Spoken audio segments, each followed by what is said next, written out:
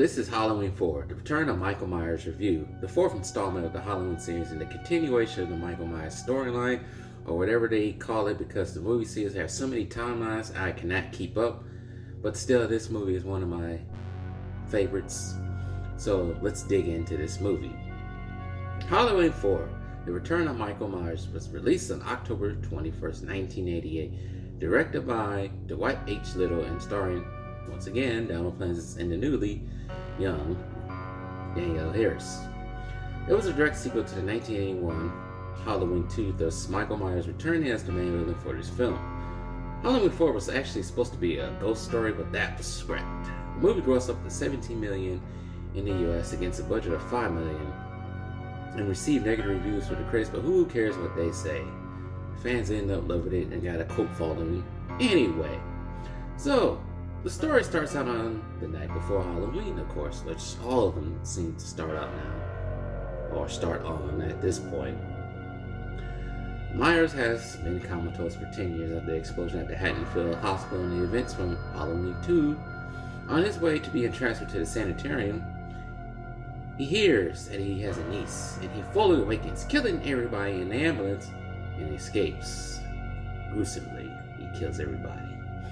The old tired Dr. Loomis, now scarred, burnt from the fire, and has a limp, discovers Michael has escaped and follows him to a gas station. At the gas station, Michael kills the mechanic for his gear, kills the clerk, and disables the phone. Loomis confronts Michael, but Michael escapes in a tow truck, leaving destruction behind with Loomis to deal with.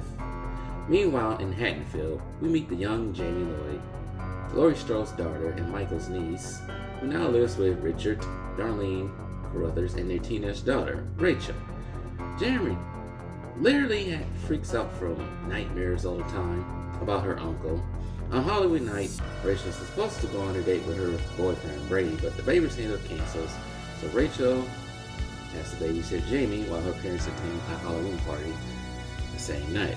To make her feel better about her current situation, Rachel takes Jamie out for ice cream and buys her a costume for trick-or-treating. After she decides she doesn't want to go trick-or-treating, but now she wants to go trick-or-treating. The costume she buys is a clown costume. Spooky.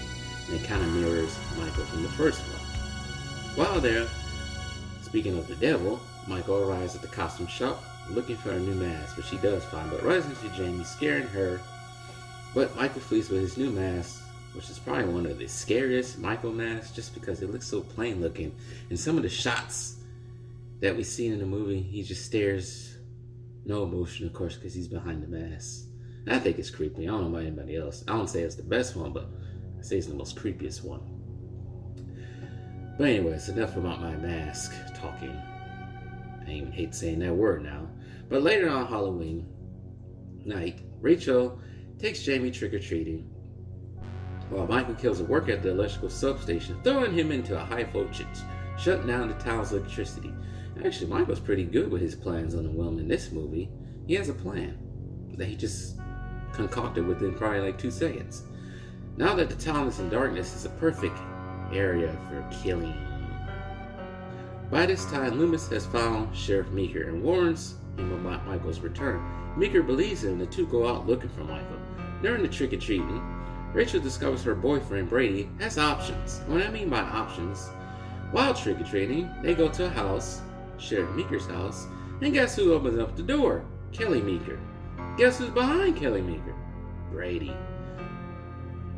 Also, she's the daughter of Sheriff Meeker, of course, we haven't got that out yet. But I see why Brady picked Kelly, but it doesn't give him the right to cheat. Anyways, during this exchange, Jamie wanders off by the stalk on Michael, but she escapes. A lynch mob is formed, full of buffoons. You'll see why it's created buffoons. But it's created after watching a new broadcast about Michael, and then they do call the police office trying to figure out if they heard about Michael, but nobody answers. So they go out looking for Michael themselves. These buffoons, the reason why I call them buffoons, they end up killing somebody who is not Michael. Idiots. That's why you don't have lynch mobs. I also find them quite funny. They're quite funny to me. But anyways, moving on. Loomis and Meeker find the girls under the door and discover the massacre at the police station. and Michael kills all the cops brutally by himself because he is the supernatural boogeyman, as we all know by this time. Meeker decides to hold up at his own house, barricading the house with another cop, Rachel, Jamie, Kelly, and Brady inside. Well, this doesn't work at all. Michael breaks in anyway, killing the cop, then Kelly, then impales her with a shotgun, and thus beating Brady to a pulp before squeezing his head off screen.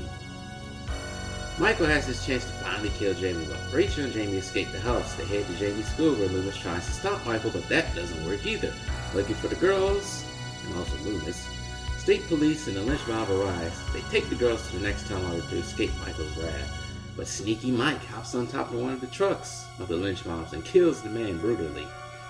Now it's up to Rachel to drive the truck and try to shake Michael off the truck, which does work. She rams Michael. Once he flies off the truck, he gets back up and he flies into an abandoned mine. Jamie goes to see if Michael's still alive. She touches his burnt hand and he rises. Soon Meeker, the state police, and the rest of the lynch mob gang light Michael up with bullets until he falls down into the mine, never to be seen again. Loomis and Meeker take the girls back home while their parents await, but everything seemed to calm down just a bit. Darlene, the mother, heads upstairs to run a bath for Jamie, but she is attacked by Jamie for some weird reason. The Git Loomis rushes upstairs, horrified to see Jamie standing with a pair of bloody scissors in his hand. Loomis freaks out, pulling out his gun, but Meeker stops him as the elders rush upstairs, joining the elder two in horror. Now, I know fans consider Halloween and Halloween 2 as the top notch of the series, but I like Halloween 4 just a little bit more than Halloween 2. It's just me. I'm usually the one who actually likes the sequels.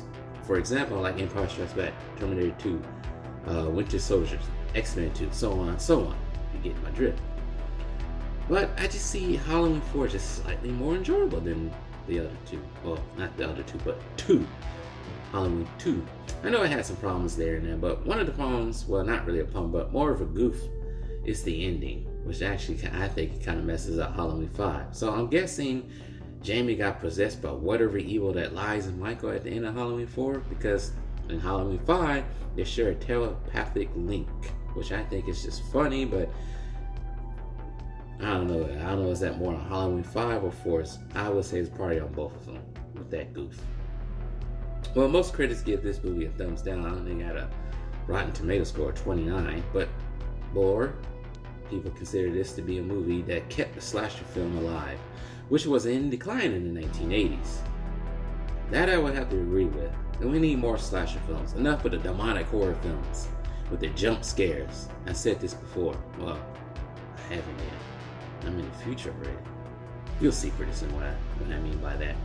But I do say Michael not using his knife as much in this one, it was kind of a letdown because we know Michael being in the mask and the mechanic jumpsuit with the knife, but I can't knock it because he killed people in funny and clever ways in this movie. So the rating of this movie, I give it a 7 out of 10. It could have been better scenarios, but I don't expect much out of 80s slasher films except cool kills and 80s aura and women.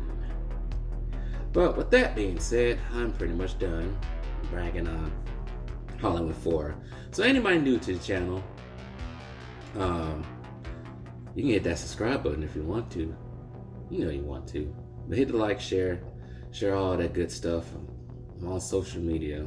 You know, I don't like being on social media anymore, but we're not going to go there with it. But I hope you all enjoyed this review, but I got many more. Well, not many more, but I got some more pretty soon. Some fun ones coming up, hopefully. So with that being said, y'all stay out the way. Peace.